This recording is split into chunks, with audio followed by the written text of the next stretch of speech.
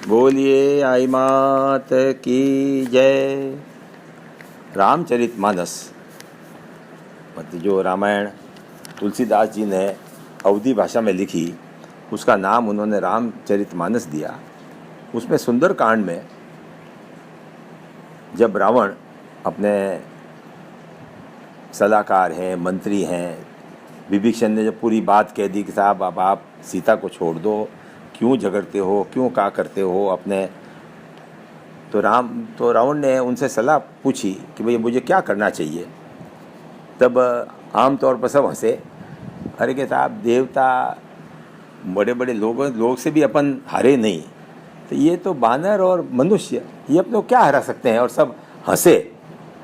तब तुलसीदास जी ने एक दोहा कहा, जिस पर मैंने मोरारी बापू की पूरी कथा भी सुनी है। इस एक दोहे पर उन्होंने पूरे 7 दिन तक कथा करी। ये दोहा आप ध्यान से सुने। सचिव वैद्य गुरु, सचिव मंत्री, वैद्य डॉक्टर और गुरु, तीन ही जो प्रिय बोले भयास, ये तीनों लोग आपकी मीठी मीठी चुपड़ी चुपड़ी चंपी वाली बातें करें। कारण क्या?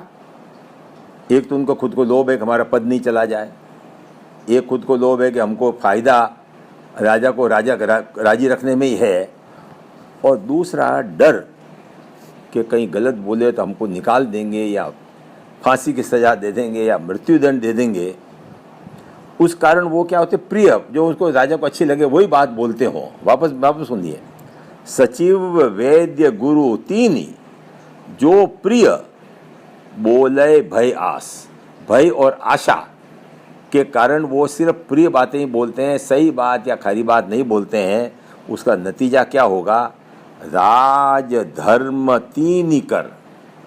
राज, मंत्री सही बात नहीं बोलता तो राज जाएगा, गुरु सही बात नहीं बोलता है तो धर्म जाएगा, और वैद्य या डॉक्टर सही नहीं बात होती तो आपका शरीर का सत्यानाश होगा।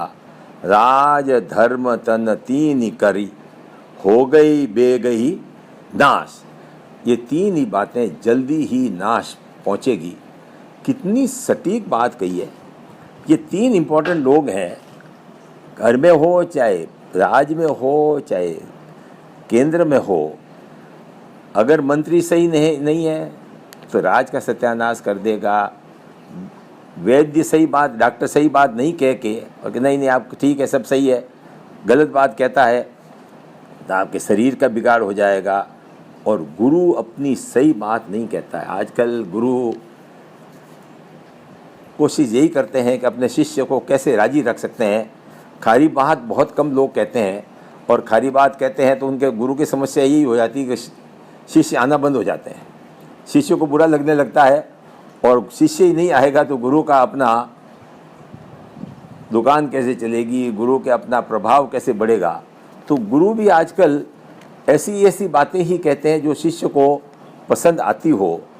तो मेहरबानी करके ये जो तुलसीदास जी ने, मतलब एक पहले यूँ तो हजारों कवि हुए हैं एक से एक बढ़ के, और एक छोटी सी एक कहावत दोहे में आज से 200 साल पहले कि इस अगर हिंदी साहित्य का अपन इतिहास लें तो एक दोहा कह गया, सूर्य सूर्य। सूरदास जी को तो सूर्य बताया इस पूरे ब्रह्मांड में। हिंदी के साहित्य के ब्रह्मांड में सूर्य सूर्य तुलसी शशि। तुलसीदास जी को चंद्रमा बनाया, चंद्रमा समान। उड़गण केशवदास, तारा के लिए केशवदास जी जिन्होंने रामचंद्रिका लिखी रामायण के ही दूसरे तरह से।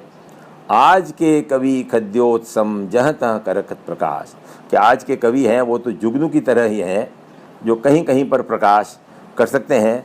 तो तुलसीदास जी ने जो दोहे लिखे हैं, तुलसीदास जी ने जो ये रामचरितमानस है, अपने विनय पत्रिका जो हिंदी भाषा को कहा, और ख़ास करके हर दोहा हर चौपाई में सार सार और सार ही है।